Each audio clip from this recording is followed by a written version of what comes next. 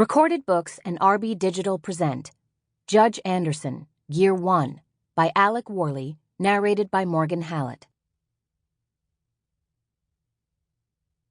Part 1. Heartbreaker. Finding love in the city is hard. Soaring crime rates keep everyone indoors. Living life on the right side of the law keeps everyone busy. These days, who has time to make that special connection? Is romance dead? Meat Market don't think so. We're Mega City One's most popular in-house dating agency. Our auctions can get you a great deal, whether you're bidding on the date of your dreams or listing yourself as part of a romantic evening that goes to the highest, and hopefully hottest, bidder. Sign up before Valentine's Day and we'll upgrade your first listing for free. Subject to 36-month contract. Offer excludes robots, mutants, and aliens. Whoever you're looking for, you can find them on Meat Market. Meat Market Tri-D commercial first aired 01/02/2100. Psi, Mega City 1, 2100 AD. Chapter 1. Zach placed Rena's synthicaf on the table and smiled. Rena snarled and thrust her fork into his eye. He staggered backwards, open-mouthed, barging into the table behind him, spilling hot drinks into the laps of another couple who stood and cursed him.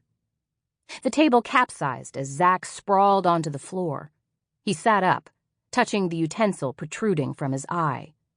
A woman screamed. A plate shattered against the wall by his head. Then a cup glanced painfully off his skull. Rena was a lot bigger than her profile picture had suggested. She was standing now, snatching glasses, plates, and cutlery from the other tables and hurling them at him, shrieking obscenities as though he were a rat she had cornered in her kitchen. Other couples were grabbing their coats and bags and hurrying past her out the door. Some just sat and stared. One of the guys behind the counter was babbling into a vidphone. Rena grabbed an empty Luminade bottle and pointed it at Zach, screaming, 180 tall my ass, you lying sack of stom. A big guy began to rise from a chair beside Rena, appealing to her to calm down, and she smashed the bottle across his face. He cried out and fell to his knees, clutching his cheek. The few remaining onlookers fled. The surrounding windows were now crowded with people, some filming the scene on their vidphones. Rena stared at the broken bottle in her shaking hand. Her chest heaved as though she were pausing to catch her breath. She turned to Zach, her teeth bared. Zach's habmate Marty had warned him that there were way too many crazies out there. Didn't he read the news feeds? Zach had just told him that a cute girl on Meat Market had accepted his 75-credit bid to take her for an afternoon stroll around a holo park. Marty advised him to wear a stab vest. He had read about this chick who murdered this guy she met through one of those agencies. You gotta watch out for those footsies.